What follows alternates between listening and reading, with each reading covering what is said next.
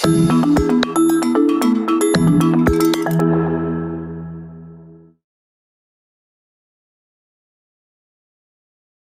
one of the very interesting companies in your portfolio is Deliveroo. Would you tell a bit of that story? Yeah, so it was a frustrated hedge fund manager who had moved to London and said, I am really frustrated that I cannot get food from decent restaurants to my door, like I could in New York. Nobody of quality delivers here. I can get the kebab. What about pizza? I can get the pizza or the kebab or the Indian, but that's not real. That's not what I would eat for dinner. Yeah, that's not real food. Why can't Busaba, this Thai place, or Carluccio's, this Italian place, which are middle of the road restaurants? Why can't they bring the food to my house? He quit his job and set this business up. In fact, he walked around Chelsea. Chelsea was his first neighborhood, and he tagged every single door in Chelsea with one of those things that you get from hotels, the little door hanger thing that they, the privacy thing, with menus.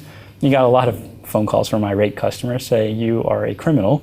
You are tagging my door to see if I'm removing this because you're coming and break into my house. He was like, no, I run a food delivery company.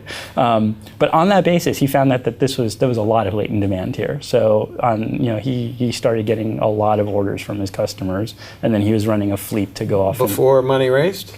Yeah, kind of very little money raised, and kind of bootstrapped. I mean, a very, very small round, mostly from people who knew the restaurant industry, who could get them this.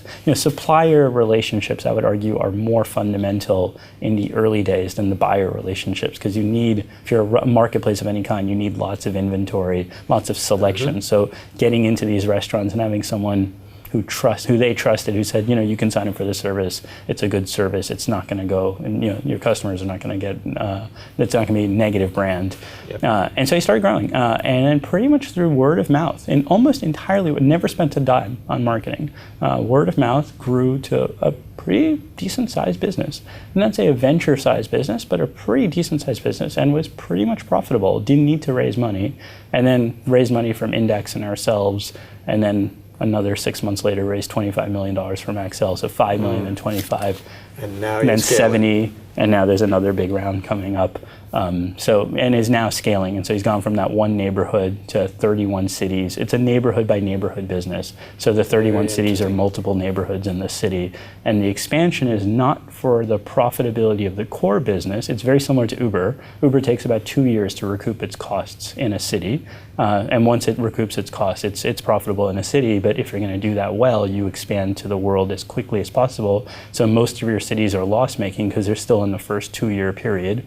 We're very similar. We're expanding throughout the world, and we're losing money, but we're not losing money on our core cities and places, neighborhoods where we're established. And for us, it's much shorter than 2 years.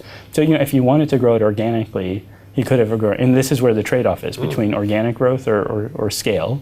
And that's a very good way to raise money. Do you want global domination, or do you want a nice little business? And to be fair, that's the win-win for venture and for entrepreneurs, right? Because if you can build a multi-billion-dollar business. Could be a conscious choice, right? Yeah, and venture guys are always looking for exponential scale. So those are the great businesses for them to invest in. But for the entrepreneur, you can build a very successful, call it $50, $100, $200 million business. But you might also be able to build a $20 billion business.